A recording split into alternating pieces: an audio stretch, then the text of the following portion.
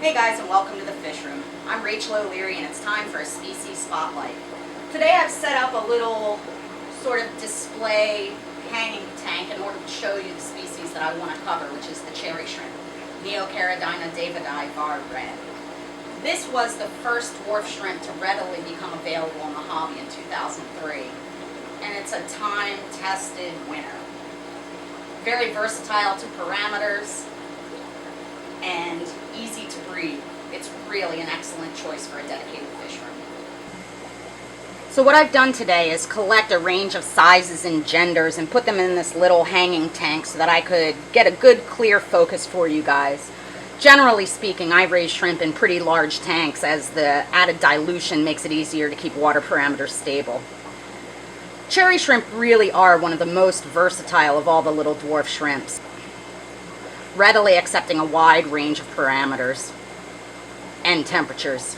Here you can see a large female as well as a smaller male in the background, just grazing on some of this weeping moss that I have in the tank.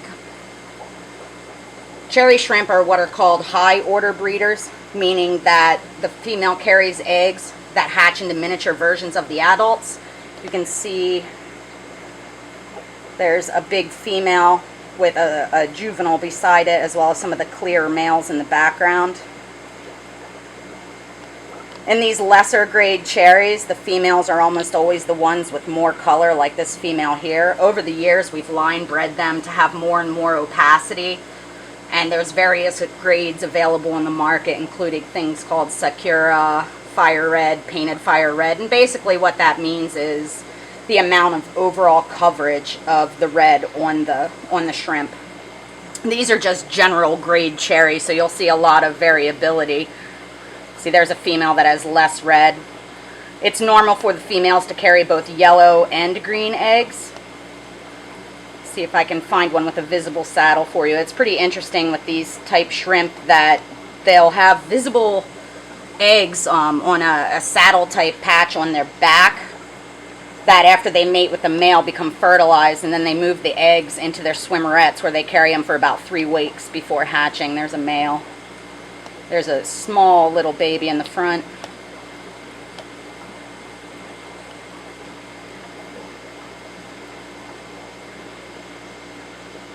And this is pretty normal shrimp behavior, swimming around, being pretty active. Generally speaking, you can see how small babies are next to those fronds of moss. That's why it's especially important to cover your intake or use sponge filtration in their tanks.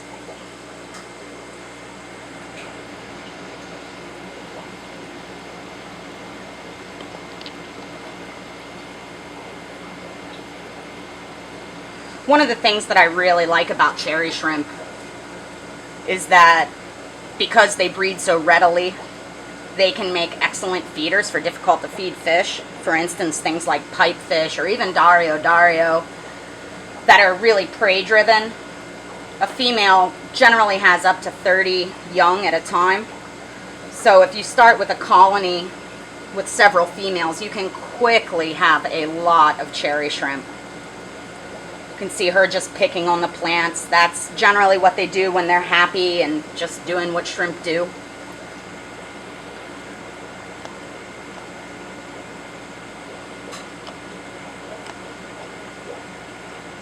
Now, over the years, these have been line bred, as I mentioned, for more opacity, but they've also been line bred to have clear spots in them, and those are called really shrimp. See, there's a male, less color, sort of a more streamlined look to his abdomen. You can see her fanning her eggs. Again, it generally takes about 3 weeks for those to hatch, depending on temperature.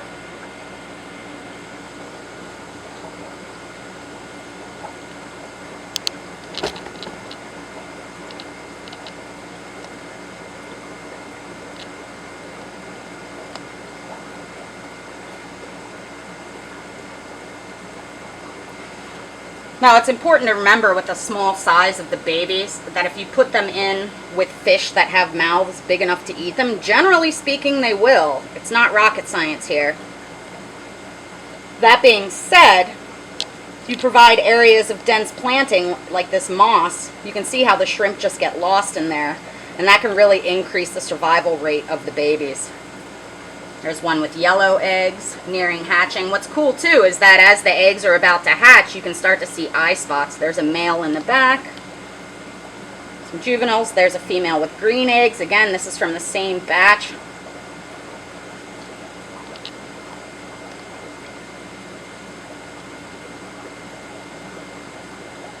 Again, just typical shrimp behavior.